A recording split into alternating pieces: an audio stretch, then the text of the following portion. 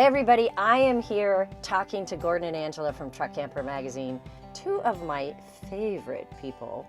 And we tried to get Cosmo out of the shot and it didn't work. So we are podcasting with Cosmo, who is their black cat that travels with you, right? I'm sure I'll have a lot to say today, so yes. Yeah. He loves to be the center of attention. Yeah, as long as he's quiet, he can stay. Okay. So if you're watching on YouTube, which, by the way, you guys can see us on YouTube. We do record these. I don't know why anybody would watch. I don't know why anybody's here, but we have a fun time doing it, so we share our great conversations. Yep. I am PJ with Princess Craft RV, and you are listening to RV Small Talk.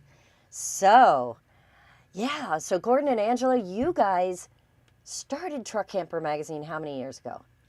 Almost 19, January 26th, 2025. Oh, you remember the day? Yeah, well, January 2007. 2007, and then January 26th, 2025 will be our 19-year 26. anniversary. Yeah, 2026. Oh, I my know. goodness. This year has been crazy. We have been on the road since May, going to lots of factories, going to lots of rallies. We've had a really good Expos. time. And we've been in our truck camper, running the magazine, so it's been a very active year.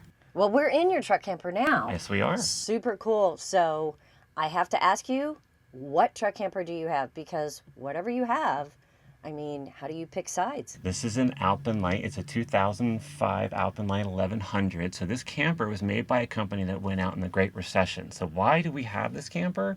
It allows us to be brand neutral. So we're in a camper that doesn't compete with Lance or Northern Light or Northwood or any of those companies. So they see us pull up and they go, okay, that's fine. It's just we Gordon don't know what that Angela's is. camper. Right. Yes, yes. And the other trick is we love our truck camper, just like everybody else does, right? So this Yeah. is our home. This is where we live in the summer. This is where we write the magazines. So yeah, this Right is where here we at are. this table. Right at this table, yep.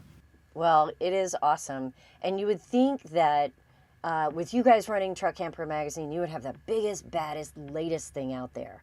So, Cosmo, are you getting comfortable there? He's gonna jump across. The cats always add a little bit of interest, but you would think you would have the best thing made, you Yes, know? yeah. And all the bells and whistles. Yeah. And well, we love the camper, but yes, there are. I mean, technically, you don't even have a slide out. I mean, No, come on. no, we're hard side, non-slide people. But the really cool thing is, because it's our camper, we've added a lot of things. Like last week, we just added bifacial solar panels to this camper. You didn't have solar? We had solar, we had regular panels. They were 9 years old. We were fine, but then we met the guys at FSI, Future Solutions, here in Elkhart, but we met them at the Northwood rally. And they go, we're putting bifacial panels on all Northwood truck campers now. And what are bifacial panels? Well, Northern Light now just started using them as well. And the sun comes down, it hits the roof, and then you're getting charged from under the panel as well as on top of the panel. Right. So you're getting more wattage. And it's working so far. We took 3 panels down, 2 170s, 1 150. We put up 2 200s, actually technically 2 20s. And a partridge in a pear tree. Okay, I know that was a lot of words very fast. Here's the short and skinny of it is we took 3 panels down, we put 2 panels up, we're getting more solar. So We were averaging about 250 watts coming in with the 3 panels. And now we're getting about 300 consistently. We've even seen 325 on So- 440 watts of solar. So new solar panels Yes. and the bifacial added to it, you get a lot more power than a solar panel that's 9 years old. But the nice thing is, because it's our camper, we can just test out the latest and greatest things. Okay, so you've got a vintage camper. Is that fair? it's And 21 then- years old, so I Yeah, I think think it's that's vintage, fair. right? Yeah. And you still get to test out the latest and greatest, Yeah. and it's still solid. And you painted everything white. I mean, it's pretty cool, It's guys. home. It's home. It's Good. Yeah, it's our 21-year-old camper, and this camper, you might have remembered, went through that car accident we were in, and we love it so much that we had it rebuilt. Yeah. And Don't look too closely. yeah. though. Yes. We see that all the time, though. People bring things in, and I'm like, really? You want to fix that thing? We love this. Yes. Please fix it for Yeah. You us. fall in love with your Yeah. camper. Yeah. You do. Yeah. It So- becomes part of you. I mean, most people say, how could you possibly live in a truck camper? And then you live in a truck camper it's long, it's got 11-foot floor, Yeah. but there's no slide out. It is a single aisle down the center. So what's tons the of what's the storage last and- fight? I have to ask. What's the last fight you had? Oh man. Probably last night. Okay, I love the honesty. Gordon, you were ignoring She this. doesn't but want to know what it was I about. do want to know what it was about. It It's was- about. I It tell was you about what, us working too much this summer. Like, we come to the show and there are all these campers and we feel like we need to get everything out in the magazine so quickly. And like tomorrow we're going to be announcing the new 1191 in our magazine. New But we Lance, feel yeah. like we want to get it all. So we're working from the time we wake up until the time we go to bed. there's something so. going on with truck campers. So kind of, obviously Angela and Gordon are up at each other every once in a while because we're just under a lot more pressure. There's more campers More coming out. brands than ever before. There's more companies coming at us. So we're a two-person and a cat team trying to squeeze a growing industry into our schedule. And like any small business, I'm sure a lot of people can relate to this. It's just, it's a lot to absorb and adapt to that. Plus, in a truck camper, you're living together 24/7. Yes. Yeah, absolutely. That's my question. Yeah. I mean, it's got to be hard. I guess, I imagine there's a lot of people listening who are RV enthusiasts, maybe not. Who knows? I don't know who's listening. Who's out there? More cats. More cats. They're listening, not contributing much, by the way. Right. But, yeah, who say truck campers, I mean, what's the big deal? There aren't that many truck campers out there. Most people don't want truck campers. They're a no big deal, and you guys are just entertaining yourselves doing a truck camper magazine. Well, what they're missing is that this is the Jeep of RVs. This is the go anywhere, camp anywhere product. So when you look at a truck camper and you think it's small and you don't understand what it is, You have this is, 4-wheel drive, high clearance. you can tow things. So this is like the most versatile RV that you can get. So if you really, That used to be Lance's tagline. Do you remember that? I know, and it was a good tagline. So, if you really want to go out and do things, if you want to go skiing in the winter, if you want to like tow a boat, if you have something really active you want to do, or you want to go someplace you can't go in a travel trailer, don't look at the truck camper as small. Look at it as a solution. This is going to get you there and give you that lifestyle. So, yeah, that's how you need to look at. Like I said, it's the Jeep. And you can make U-turns. You can get into gas stations and not take up the entire aisle and make everybody else mad at you. You don't take out the pump when you turn too sharp. Yes, and that happens. So, yeah. And also, as a woman, I do not feel intimidated driving it. It's driving a truck. It's no big deal. Okay, well, can I say, I'm going to get in trouble. Sorry, Caitlin. I'm just going to say it. You know, body parts has nothing to do with your driving skill. Yeah. So Yeah. anybody can drive a truck camper. Yep. There is as many men as women who are bad at pulling trailers. So they just don't say it because somebody has to drive it. So, Yes. but pulling a trailer is a struggle, you know? It can be intimidating. And when it's brand new, I mean, Stressful. more men wreck trailers pulling them than women. Right? Yes. And sometimes Absolutely. sometimes overconfidence is Right. not your friend. That's right. So I think the ease of driving a truck camper is certainly a draw. But you get to tow things. I mean, you know, that's where we came from. Princess Craft started. The reason we have the name Princess Craft, by the way, it's because we made a brand of truck campers called Princess Craft. Do you ever see them, like on the road? I see a have they few come every in? now and then. Yes.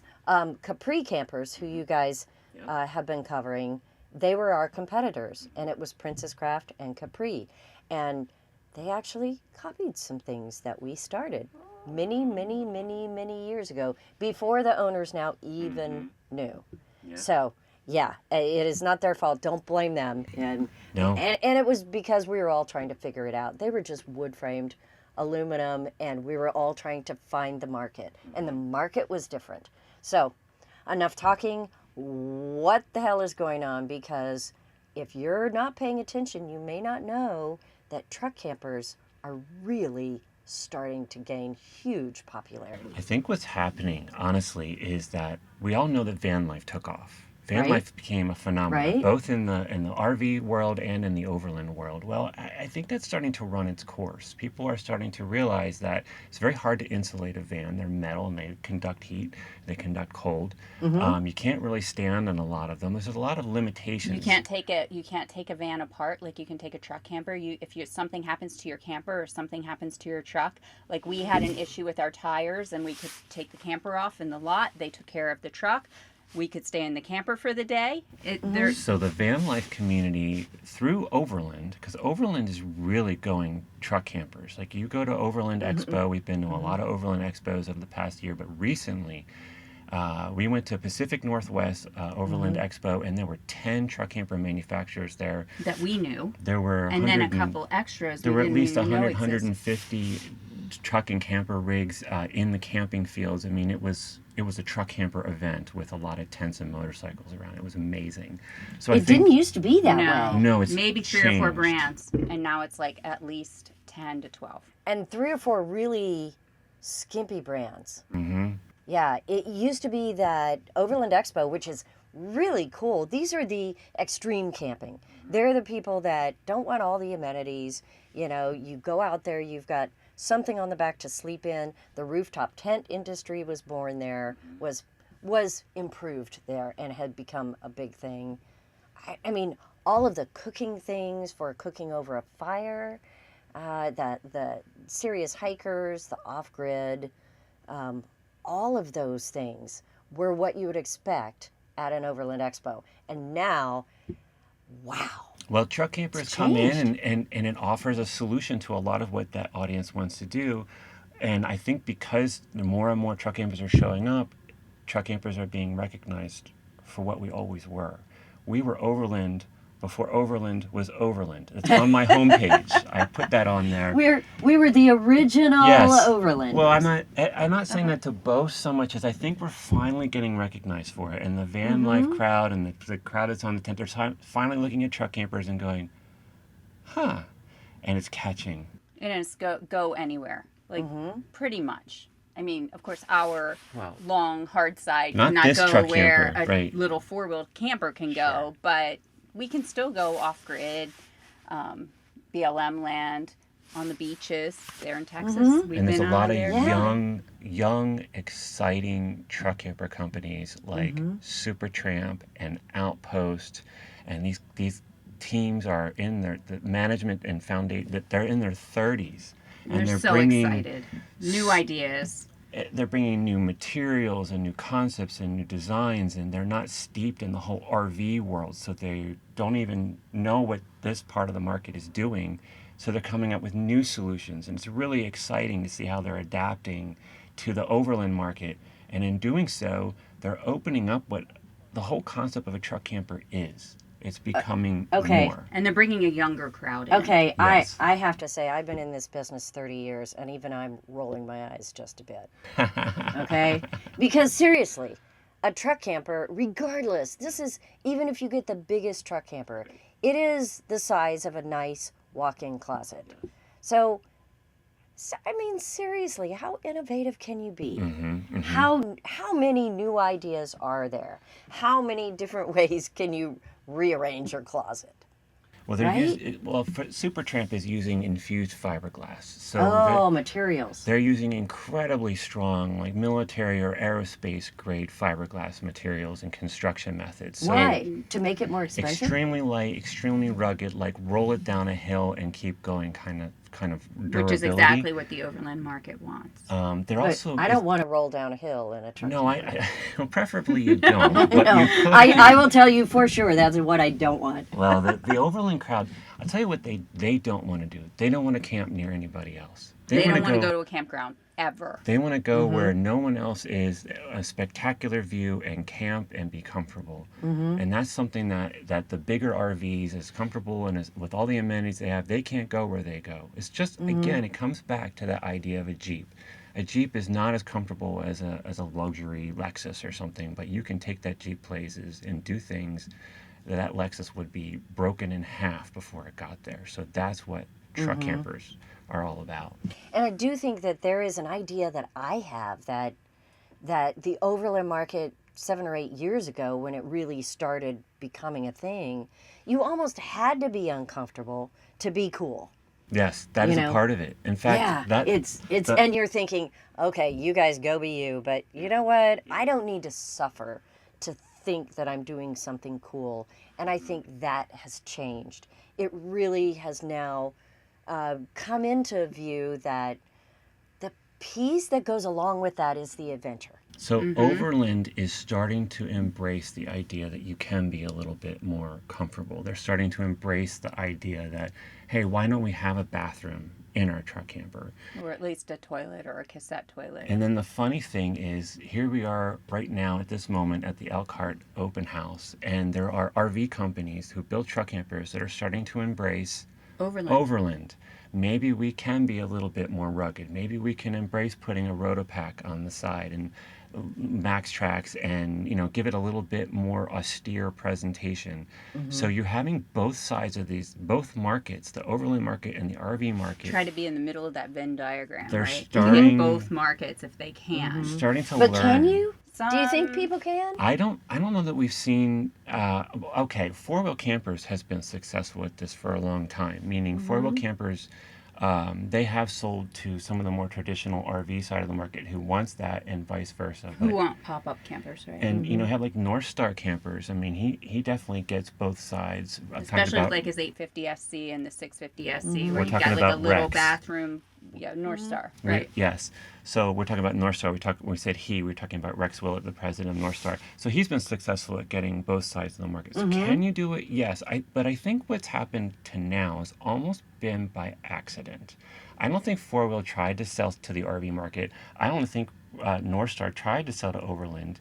But now it's becoming intentional. Now we're going, let's be inspired by Overland. And Overland is saying, that's interesting. Let's be a little bit inspired by what the RV market wants. And I think the Overland Expo has kind of brought all this to the surface because that event has become more and more popular. Host RV was showing a triple slide truck camper at Overland Expo, and so was Rugged Mountain. Well, Host is known as probably one of the largest, Oh, yes. most luxurious truck campers on the market. With washers and You know, dryers.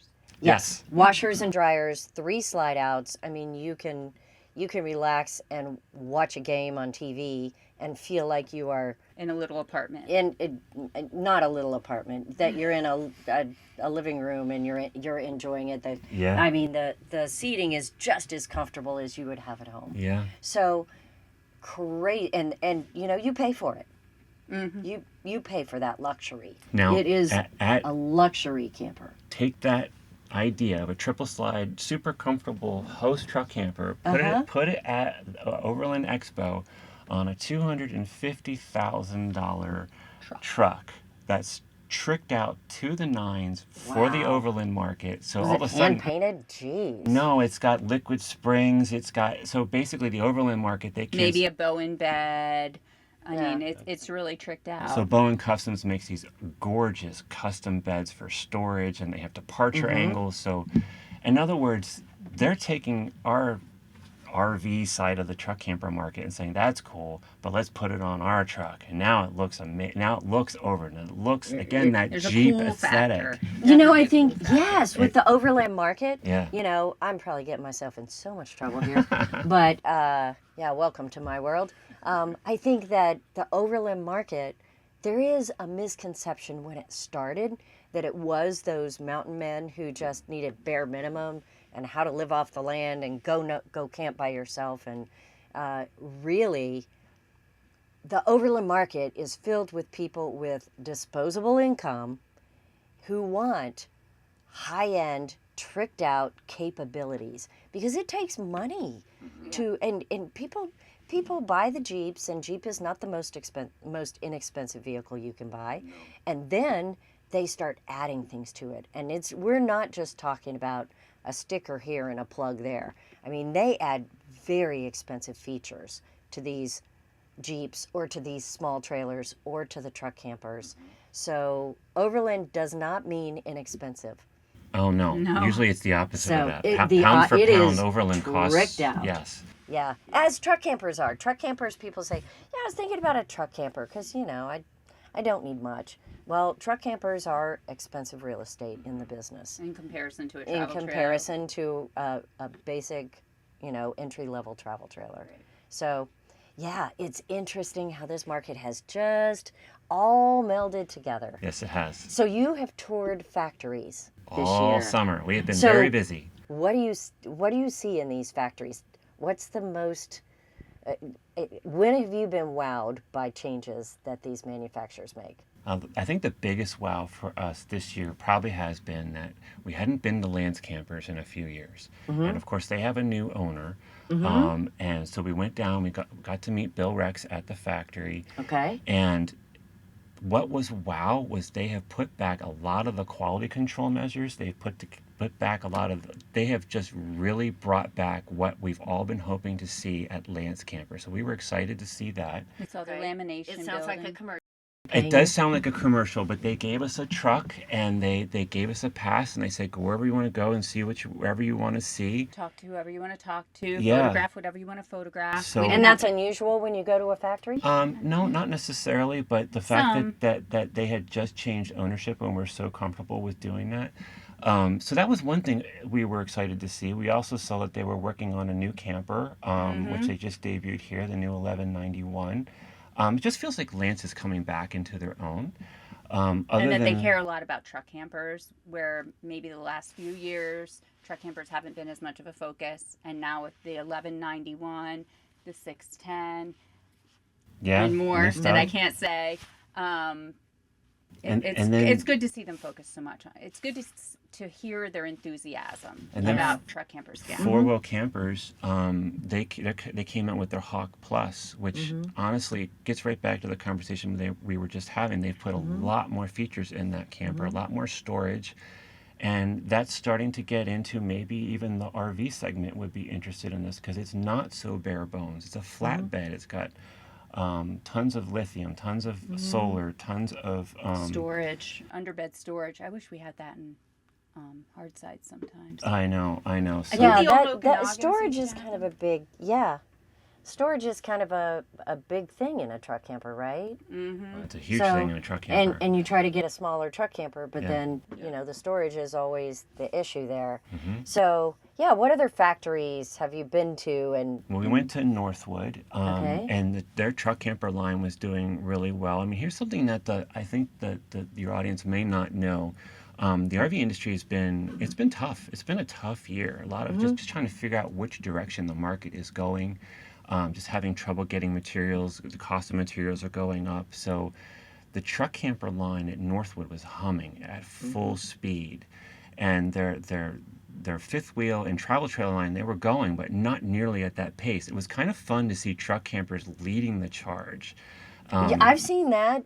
Like I said, the truck camper market is really on the uptick, and Yeah. it snuck in there. I don't think we predicted it. I don't think No. we really knew what was happening. And, Absolutely not. And I have not been to as many factories, obviously. However, almost every manufacturer that I work with has now, in the past 2 years, come out with a truck camper. Yes. Come out with a new truck camper. I mean, trailer companies that I had no idea they would even consider it. They're not known for it, never done it before. Everybody seems to think, yeah, we'll just try our hand at truck campers. Yeah. What is that about? I think that the tea leaves that we were talking about how Tea leaves? I want those tea leaves. Yeah, I me need too. them. That the van life audience is starting to shift towards truck campers, towards the Really? Do versatility. you think it's coming from van life? Yeah, I really do. I think the younger generations are starting to finally discover what truck campers are and the off-road, the fully self-contained, the tanks, the fact that you can stand up, you can have a bathroom that you can demount. But also, I think some of it's coming from the fifth wheel owners. We met someone at Rugged Mountain who had a fifth wheel and didn't want to tow it, and they were like, I want something that's all on the truck. And the triple side truck campers, you can get kind of the feel of a fifth wheel, and you're all In a you can downsize. still make a Yeah. U-turn. Yeah, So- you can still make a U-turn. You can still go downtown, and you can not worry about driving anywhere. So Right. the other factor probably is that you have these companies who are making towables, whether they're fifth wheels or travel trailers, and those sales are down. And they're saying, Oh yeah, yeah. Wait a how do minute. we get into another market Right. so that we can keep our production going? And then they come Absolutely. across Truck Yeah. Camper magazine and they go, wow, this is a pretty vibrant Look spot. at this market. I have seen some manufacturers say, okay, truck camper seemed easy, you know? Mm-hmm. The only thing different about a truck camper is that it doesn't have a chassis. Mm-hmm. And a chassis is pretty cheap and easy. So, and building on a chassis is pretty cheap and easy. Truck campers, they're kind of problematic. They have to be sized right, they have to fit right. The trucks are all different sizes, the wheel well heights, the cab heights, you know, the wall on the side of the bed. There is nothing uniform about a truck, a pickup truck, because next year they might decide they're going to make the side of the bed 2 inches lower and the cab an inch higher. Or, I mean, about the only standard thing is you got 48 inches between the wheel wells. It's definitely not a sector that any of these companies should go into lightly. It's There's a- a They really lot have of- to learn it. And Yeah. we've seen companies make mistakes in the beginning on their prototypes because they don't realize exactly, or they make it for the Ford and then they realize, oh yeah, there's Ram and GM and Yeah, or they Toyota. only measure one truck. Right. Yeah, we all know some of the companies that have put out a truck camper and said, hey, brand new adventure. And then you figure out it only fits one truck. Mm-hmm. You can't put it in anything else because it Right. doesn't fit. And you're like, oh, jeez, Yeah. what a nightmare. No, do not come into truck campers unless you really take it seriously. We also have a reader survey about what our readers want in a truck camper. which we just conducted about a month ago. You do that almost every year, right? Every And other year, we do it every yeah. other, so it doesn't get, the readers don't get too bored with it. But it's 50 some questions. It took the average reader about 16 minutes to fill out. So that's a dedicated 16 person. minutes. Did you really think about that? I mean, No. No, I Clearly- went and looked and I was like, wow, people We just saw it, dedicated yeah. 16 minutes of their lives to fill out this survey. yeah. So they But were it's really in depth. So, example, we were talking to Soaring Eagle about one of their new products just yesterday, and they were saying, well, is it important to go east-west or north-south in terms of the cab over? And we know, Oh, easy. pulled up the right. survey. But Easy. there's the opinion, and then there's the survey, and it's like this is objective, this is Yes. current, it's north-south. Real For those people. of you that are listening, it is north-south by far. Yes. East-west beds are a must-have if there is absolutely no other way to get it built or hit a certain weight. Correct. That is the only reason, because we endearingly call them crawl-over beds, because somebody on the inside has to crawl over to get out. Yeah. And let's face it, even the young folks pee at night. All right? I just want to point that out. This It's is- not just the old folks like me. We talk to the Overland crowd about this all the time because they build. Okay, we're just going to say this: truck camper. The truck campers have been coming out from the Overland market. We call them CWABs. CWAB stands for Campers Without a Bathroom. That's just Angela and Gordon. This is our personal lingo. Like, oh no, it's Yeah, another but you have CWAB. been pushing that lingo for a long Yes. time. I've heard that. And it's like, and we tell them, like, guys, everybody pees. Like, I know that's weird, but we need a bathroom. You know what I love about the Overland market, though? They have absolute, and the truck camper people in general, they have no problem talking about pee and poop. Yeah, right. I mean, they have, and it is two separate things. Right. right? Literally, yes. They get, yeah, well, literally and conversationally. So they have no problem talking about this. You never I know mean, the there crap is we're going to talk about. Yeah, You never know yeah, about I know. crap. Sorry, but there is the crap we're going to talk about. Oh, you're so funny. So you have to know, Gordon. I had to point that out. Yes. But yeah, it's part of a thing. Yes. And the Overland community, they've got wrap-on toilets. They've got, oh no, I forget the name of cassettes, but they've got the They've composting got the toilet. compost, the dry flush. You know what? We did a whole podcast on all the different kinds of toilets. Yes. And yes, Clint and Lindsay thought I was crazy when I said we need to talk about toilets. Yes. They're like, "Do we really?" Oh, yes. And I was like, "Yeah, it is a thing." Everyday life, you need it. And you know, maybe that's one of the big differences, because how many travel trailers do you know without a bathroom? I don't know. We don't know the market, but I would think not many.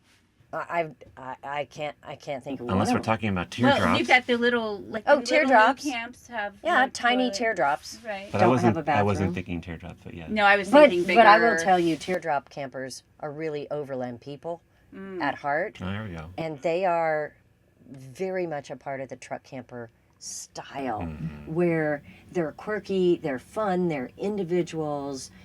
They don't want to necessarily camp in a campground. They are unique humans. So you selling the tiny trailers and the truck campers kind of as a nice fit for your dealership. Luckily enough, yeah, it did not start out as a well thought out process, but first of all, we're named Princess Craft, and we were in the middle of literally nowheresville. People had to hunt us down, and we started with very small trailers and truck campers, and we got all the quirky people, and I loved it. Yes. I loved it, and I still love that. But that's a great thing about going to a rally Yeah. because you get to meet people Yes. and you do realize that it takes a special person to live in such a small space with their spouse 24/7. What do you mean by that? But Yeah. what I'm saying is, the people that go to the rallies, they generally, just easygoing, and you have to live in these little small spaces. So. But I will also tell you that, a lot of people who were standard travel trailer customers, and traveled very traditionally, if they're brave enough to try a truck camper or a teardrop, they always say, wow, I didn't think I could do this, but I could do this. Yeah. Yeah, I thought this was just the weirdos. And maybe it is. Maybe only... Oh, it's definitely just the weirdos. I don't know. I love the weirdos. But we love them. Yes, we And we totally are do. them. Let's face Yeah. it. Yeah, We're you are them. We're the leader. I'll just say, I think yeah, we're the you are leader them. of the weirdos. What do you think? Is that Leader of the weirdos. I remember the first time we got into a truck camper before we started the magazine, and Gordon showed me this truck camper online, a picture of it from the outside. And you were And not impressed. I was like, Gordon, I really don't want to live on the back of a truck. And he's like, let's just go to the dealer and look at them. And we went to a Lance dealer because that's what was nearby. And I went in and I was like, oh my gosh, I could totally do this. Because when you go in, there's like a kitchen and a bathroom and a dinette. And you're like, this isn't that different than what we have at home. I mean, you don't get the washer dryer. Well, now, except for the hose. Except you can. And you don't get like maybe the amount of showers, the length of showers you might get at home. Unless you go to full You don't get hookup. the sprawling bathtub. Right. But in general, most everything is in a truck camper that you can get at home. You can be very comfortable in a truck camper. Absolutely. But I didn't think that when Gordon first presented truck campers to I me. would tell anyone who wants to go places where there aren't other RVs, wants to get away from expensive, crowded campgrounds, wants to see the most beautiful places in our country, to at least go take a look at a truck camper. Just step in it and say, I know this is smaller. I know this is a little bit more compact than I'm used to, but imagine where we can go and what we can do with this product. And that's the whole idea of And truck sometimes camping. until you physically get to a dealership and experience it, you don't realize it. Well, now you sound like a commercial, and I thank you for that, because that's exactly what we have to tell people every day. We live in our camper 6 months of the year. It's not a commercial. We've been doing this for... Well, 20 years truck camping, 19 years magazine. We really do love this. It's not a game. It's not a marketing thing. If we stopped the magazine, we'd still have a truck camper. Yeah, absolutely. We could not go to anything else. We love truck camping. Yes. Well, I hope so. Yes. Because you have really built your business around it. Yes. Right. Definitely. So you do it. You Right. do it every day, morning to night. Apparently, you fight about it too. So, Well, Yes, so we here's do. yeah. So not now. The last question I have is, how many truck camper manufacturers do you think there are right now? Because there used to be like 7 tops. It felt like. it depends. And now, how many do you think there are? I mean, there are a couple of companies that have built 1 or 2. I don't know that Well, let's not count them as opportunities for people to buy. I would say 40. 40? 45 at the most if you kind of stretched Stretch it. But definitely 40 serious truck camper companies. Yeah. Wow. that is mind blowing. And a lot of factory direct too, right? But yeah, we don't Capri. care how you get to buy them. No. But you get choices. I believe that in the truck camper industry, there has never been this kind of variety. There has never been this kind of choice.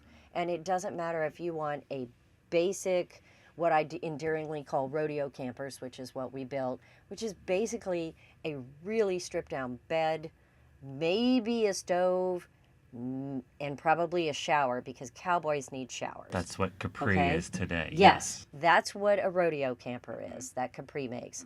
Then you've got off-roads that are just bare bones, a place to sleep, all the way up to, and in between, you've got a host camper.